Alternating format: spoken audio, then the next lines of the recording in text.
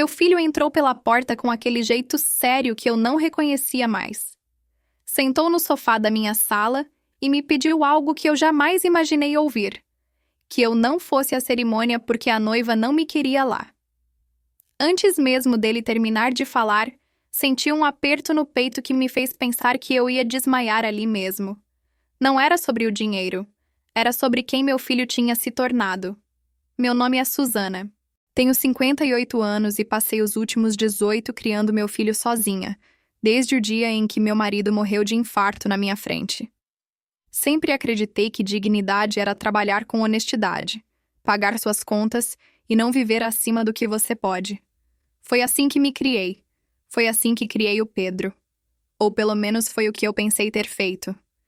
Hoje, olhando para trás, me pergunto em que momento eu perdi meu filho.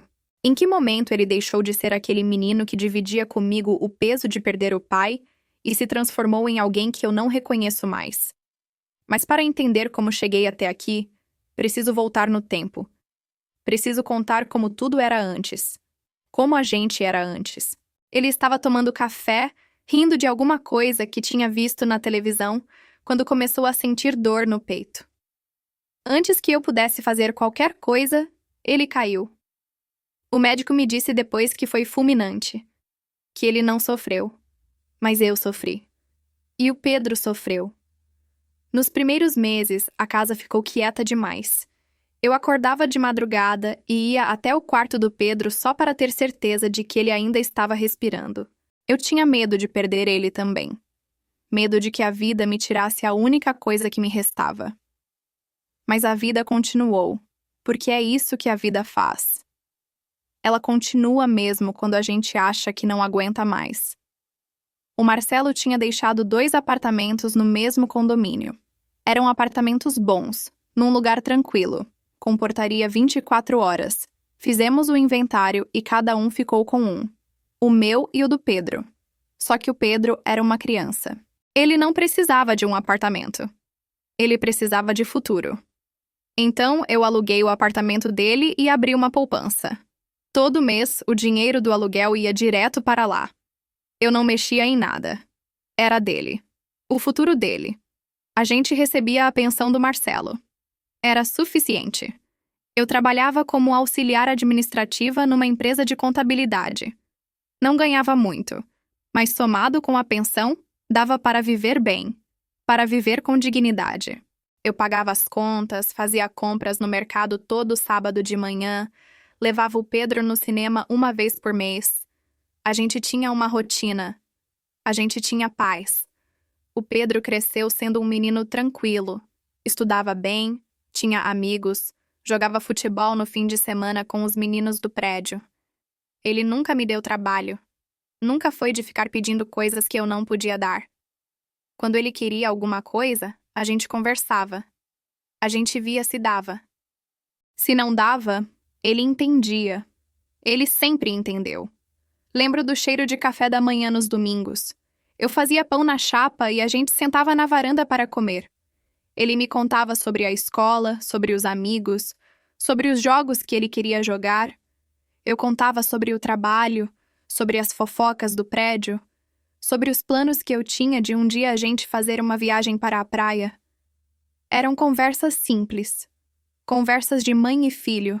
Conversas que me faziam sentir que, apesar de tudo, a gente estava bem. Eu me lembro do som da chave dele na porta quando voltava da escola, do jeito que ele jogava a mochila no sofá e ia direto para a geladeira, do jeito que ele me abraçava antes de dormir e dizia que me amava. Eram gestos pequenos, gestos que eu guardei no peito como quem guarda tesouros, porque eram tesouros. Eram a prova de que a gente tinha conseguido. De que mesmo sem o Marcelo, a gente tinha conseguido ser uma família. Eram quase 7 anos de aluguel guardado. Dava para mobiliar o apartamento e ainda sobrar um pouco. Mas eu não deixei. Falei que ele precisava primeiro arrumar um trabalho. Que ele não estava pensando em fazer faculdade. Que não seria melhor se formar primeiro, conseguir um emprego bom e aí sim ir morar sozinho? Ele ficou chateado no começo. Disse que eu estava sendo muito rígida, que ele já era adulto. Mas, no fundo, ele sabia que eu estava certa. Ele sempre soube quando eu estava certa. Então ele se formou, fez faculdade de administração, conseguiu um emprego bom numa empresa de logística, e quando ele fez 25 anos, eu pedi para que o inquilino desocupasse o apartamento. O Pedro pegou o dinheiro da poupança, fez uma reforma linda, comprou móveis novos e foi morar sozinho. Eu estava tão orgulhosa, tão feliz de ver meu filho conquistando as coisas dele do jeito certo, do jeito digno. Só que tinha um problema. O condomínio onde a gente morava era caro. Muito caro. R$ 790 por mês. Eu conseguia pagar o meu porque eu trabalhava e tinha a pensão. Mas o Pedro não conseguia. O salário dele não dava para cobrir o condomínio e todas as outras despesas. Então, eu comecei a pagar o condomínio para ele. No começo, eu disse que ia pagar só por um tempo. Que ele precisava se organizar. Que talvez fosse melhor ele alugar o apartamento de novo e ir para um lugar com condomínio mais barato. Ou vender e comprar outro apartamento parecido, mas com custos menores. Ele ficou chateado. Disse que tinha acabado de reformar, que tinha amigos ali, que não queria sair do prédio. E eu, como mãe, fui cedendo. Fui pagando. Fui me apertando em outras coisas para poder dar aquilo para ele. Eu me lembro de contar as moedas no fim do mês, de ver se dava para comprar o sabão em pó ou se eu ia ter que deixar para o mês seguinte, de andar a pé para economizar o dinheiro do ônibus. Mas eu não me importava, porque era para o meu filho, porque eu achava que estava ajudando ele a se estabelecer, que logo logo ele ia conseguir se virar sozinho. Foi quando o Pedro conheceu a Júlia. No começo, ela me pareceu uma moça doce. Era miúda, tinha uma voz fininha, falava baixinho, sorria muito, agradecia por tudo. Me chamava de Dona Susana com um respeito que me desarmava. Ela vinha almoçar em casa aos domingos e elogiava minha comida. Dizia que eu cozinhava melhor que a mãe dela, que ela adorava vir aqui porque se sentia em família. Eu gostei dela. Juro que gostei. Achei que ela era uma menina simples, trabalhadora, que ia fazer meu filho feliz. Ela trabalhava numa loja de roupas no shopping. Não ganhava muito, mas era esforçada. Sempre chegava com uma sacolinha de presente para mim. Um bombom, um sabonete cheiroso, uma caneca com uma frase bonita. Gestos pequenos que me faziam acreditar que ela era uma boa pessoa. Mas aos poucos, eu comecei a perceber algumas coisas. Pequenas coisas. Coisas que no começo eu ignorei porque achei que estava sendo paranoica. Achei que estava com ciúme do meu filho. Mas as coisas foram se acumulando. E eu não consegui mais ignorar. A Júlia começou a comentar sobre marcas, sobre bolsas caras, sobre lugares caros para comer.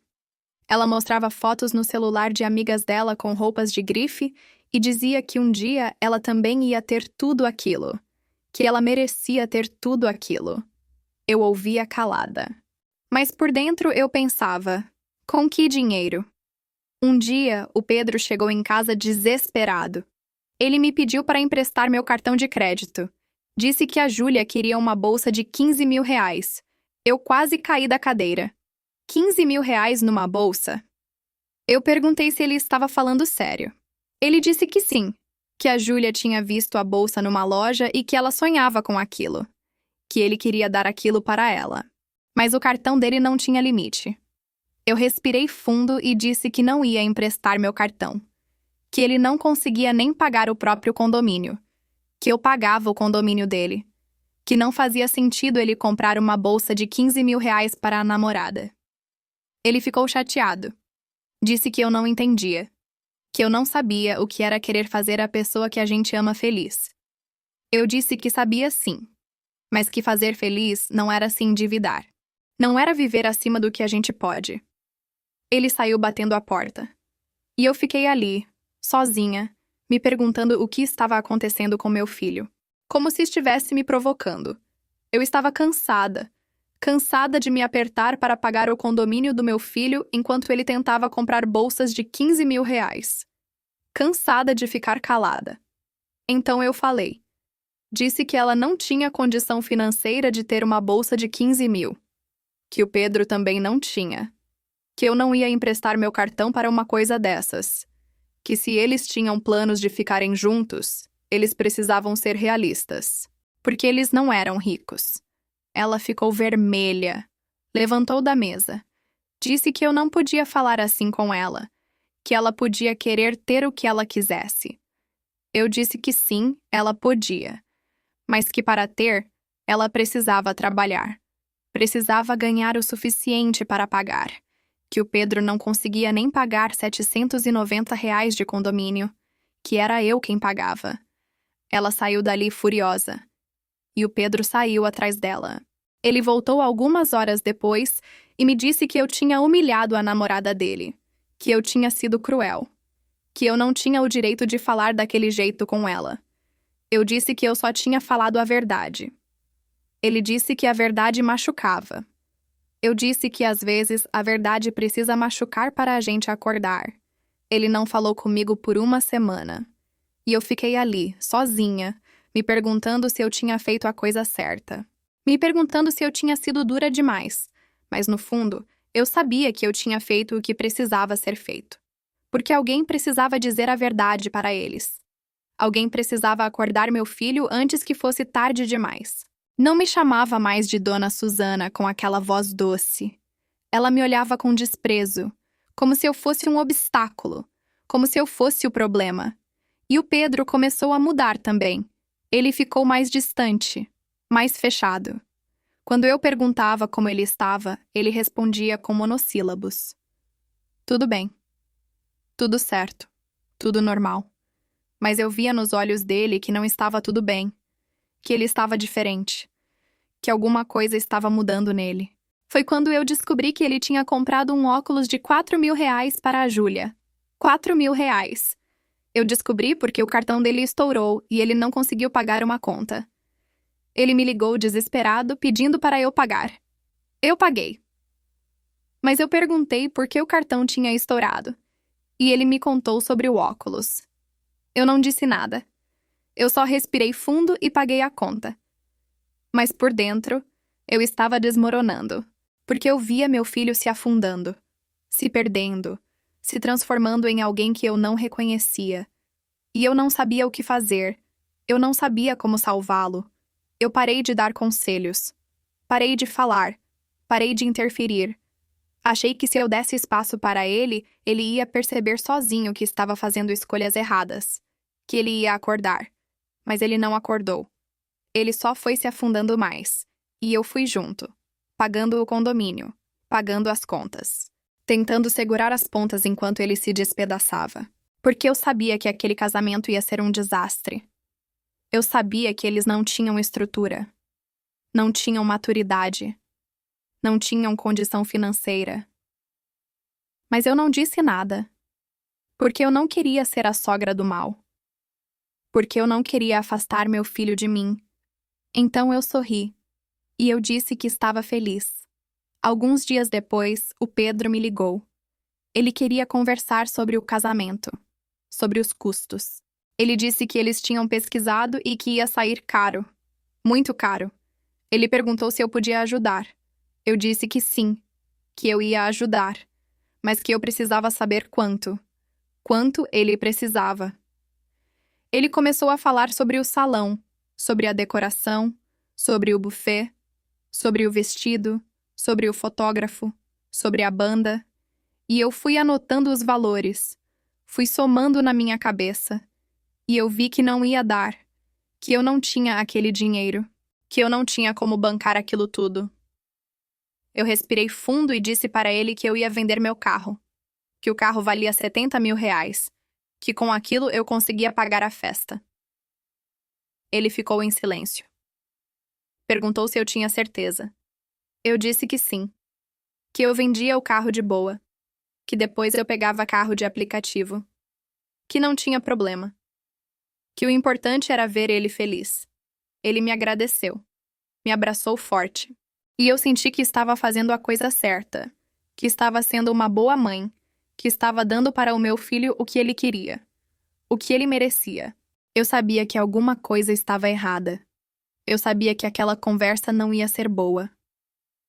Ele olhou para mim e disse que a Júlia não queria que eu fosse no casamento, que ela ia se sentir desconfortável com a minha presença, que ele estava ali para me pedir um favor, para me pedir que eu não fosse. Eu achei que tinha ouvido errado. Eu perguntei se ele estava falando sério. Ele disse que sim, que a Júlia era muito sensível, que ela ainda estava magoada com o que eu tinha falado sobre a bolsa, que ela não queria me ver no altar, que ela não conseguia ser feliz sabendo que eu estava lá. Eu comecei a chorar. Não era um choro alto. Era um choro silencioso. Um choro de quem está se despedaçando por dentro. Eu olhei para o meu filho e perguntei se ele estava ali, na minha frente, me pedindo para não ir no casamento dele. Ele não respondeu. Só abaixou a cabeça. Eu respirei fundo. Sequei as lágrimas. E eu disse que tudo bem. Que se ele não queria que eu fosse, eu não ia. Mas que eu também não ia pagar pela festa. Ele levantou a cabeça, assustado. Perguntou o que eu estava falando. Eu disse que se eu não ia estar lá, eu não ia vender meu carro para pagar, que eles se organizassem de alguma forma, mas que com o meu dinheiro não. Ele ficou vermelho. Levantou. Começou a gritar. Disse que eu estava estragando a vida dele. Que eu estava fazendo aquilo de propósito. Que eu queria que ele fosse infeliz. Eu disse que não. Que eu só não ia pagar por uma festa que eu não podia ir. Que não fazia sentido. Que era humilhante. Ele me xingou. Me chamou de egoísta, de controladora, de manipuladora. Disse que eu nunca tinha gostado da Júlia, que eu estava fazendo aquilo porque eu tinha ciúme. Eu disse que não era ciúme, que era princípio, que era dignidade. Ele disse que dignidade não pagava a conta, que ele precisava daquele dinheiro, que ele tinha prometido para a Júlia. Eu disse que ele ia ter que quebrar a promessa, ou arranjar o dinheiro de outro lugar, mas que eu não ia pagar. Ele me olhou com um ódio que eu nunca tinha visto nos olhos dele, com um ódio que me partiu ao meio. E ele disse que então eu também não pagaria mais o condomínio, que ele e a Júlia se virariam sozinhos, que ele não precisava de mim, que ele não queria mais nada comigo. E ele saiu, bateu a porta, e me deixou ali, sozinha, no meio da sala, desmoronando, doente de ver meu filho se transformar em alguém que eu não conhecia. Minhas amigas do trabalho perceberam que alguma coisa estava errada. Elas me ligaram, me visitaram. E eu contei. Contei tudo. Sobre a bolsa, sobre o condomínio, sobre o casamento, sobre o pedido dele para eu não ir. E todas elas ficaram revoltadas. Disseram que eu estava certa, que eu não podia pagar por uma festa que eu não ia estar, que aquilo era um absurdo, que o Pedro estava errado, que a Júlia estava errada. Meus parentes também ficaram sabendo. Meu irmão, o Rogério, me ligou furioso, disse que ia falar com o Pedro, que ia botar juízo na cabeça do menino. Eu pedi para ele não fazer nada, para deixar as coisas se acalmarem. Mas eu sabia que não ia acalmar. Eu sabia que as coisas tinham chegado num ponto sem volta.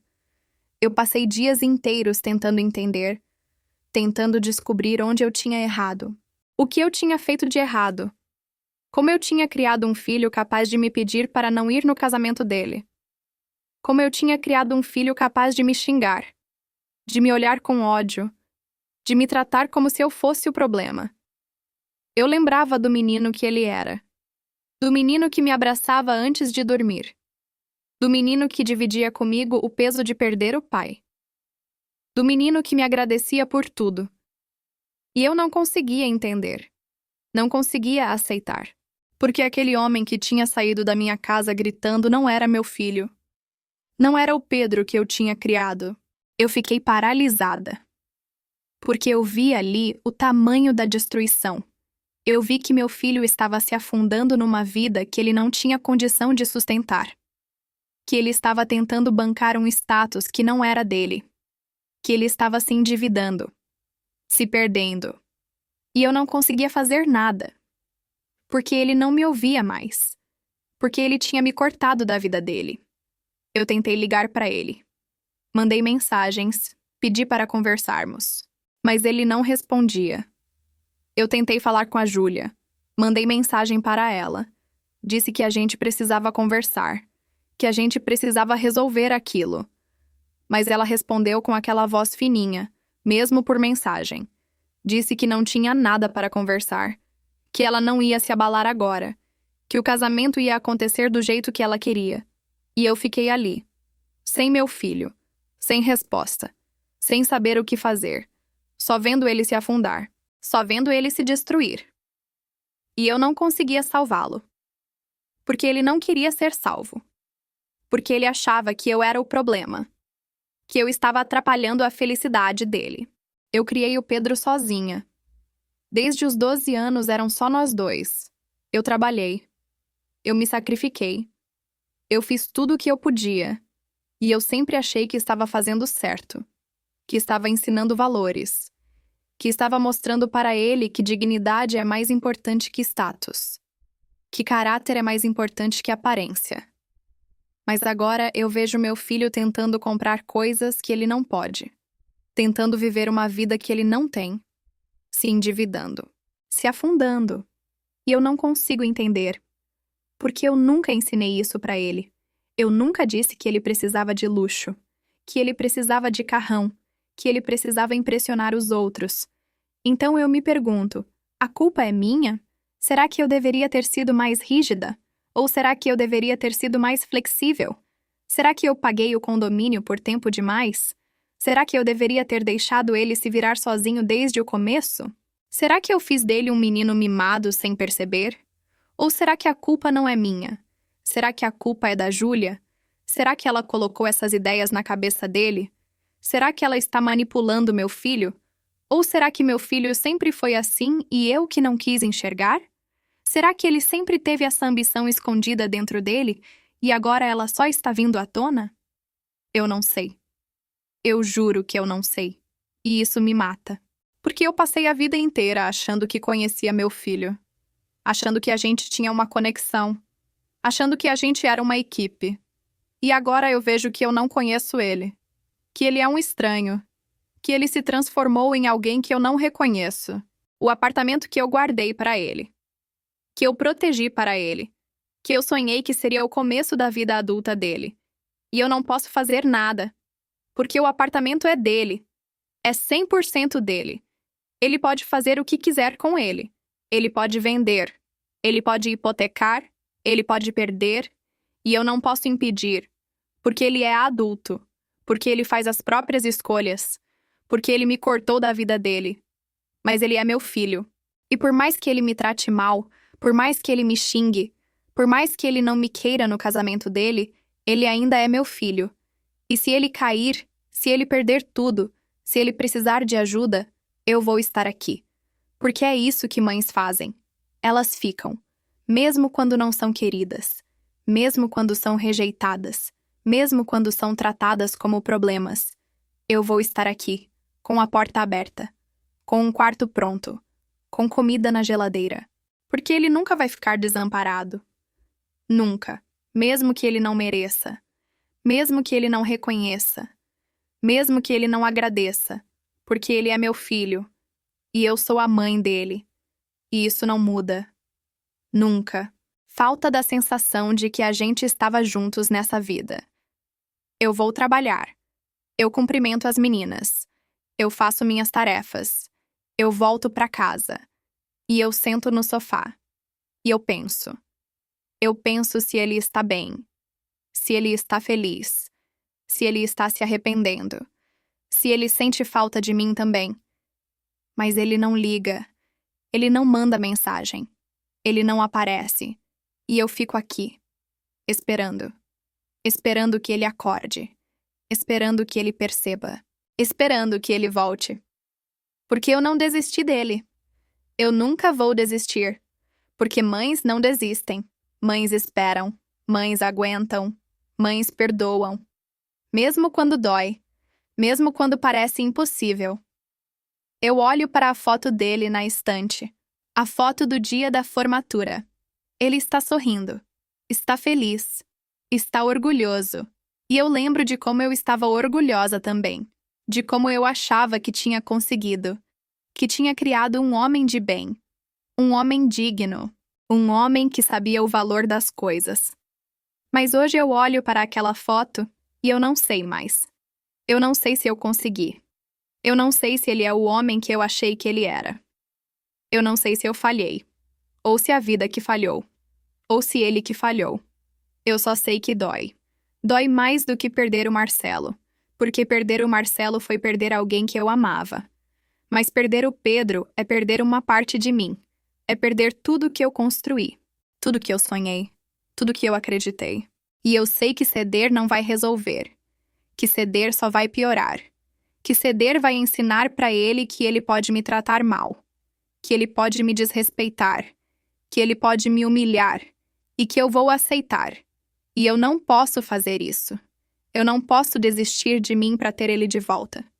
Porque se eu desistir de mim, eu vou perder os dois. Eu vou perder ele e eu vou me perder também. E aí não vai sobrar nada. Não vai sobrar ninguém. Então eu fico firme. Eu mantenho minha decisão. Eu não pago a festa. Eu não vou no casamento. E eu espero. Espero que um dia ele entenda. Que um dia ele perceba. Que um dia ele volte.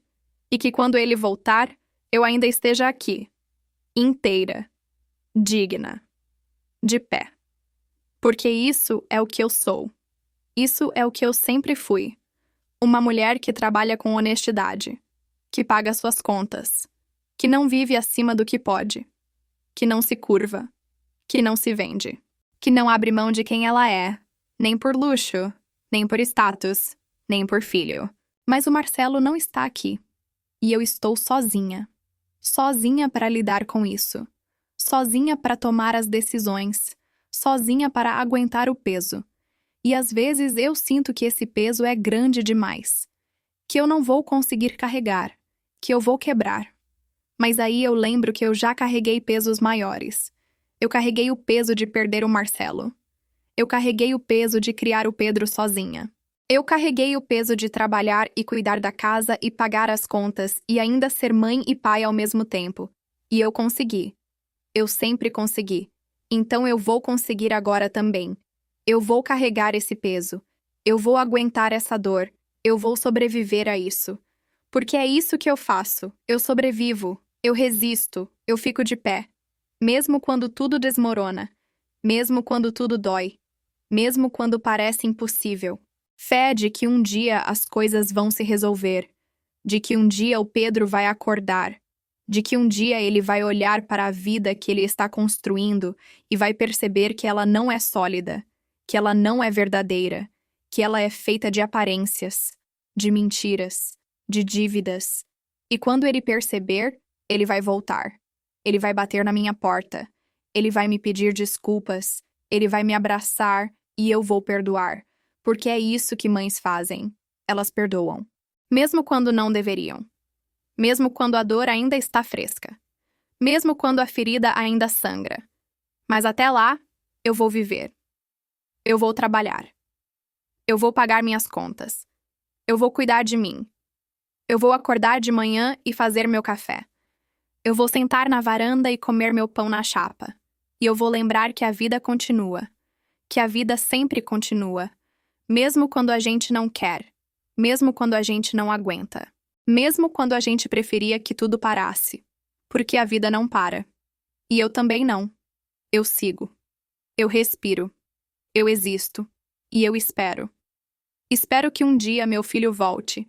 Espero que um dia ele entenda. Espero que um dia ele perceba que o verdadeiro luxo não é uma bolsa de 15 mil reais. Não é um carro caro. Não é um status que ele não pode sustentar.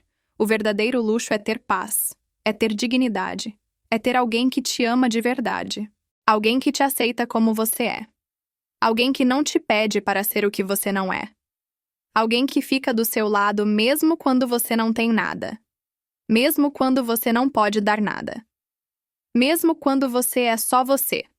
Esse é o verdadeiro luxo. Esse é o verdadeiro amor. E eu espero que um dia meu filho descubra isso. Antes que seja tarde demais. Você já viu alguém que você conhecia se transformar em um estranho? Você já quis ceder, quis desistir dos seus valores só para ter de volta alguém que você ama? Você já teve que ficar de pé quando tudo dentro de você estava desmoronando? Se você já sentiu alguma dessas coisas, me conta. Porque eu preciso saber que eu não estou sozinha. Que outras pessoas também passam por isso. Que outras mães também sentem essa dor. Que outras mulheres também precisam escolher entre o amor e a dignidade. Me conta, por favor.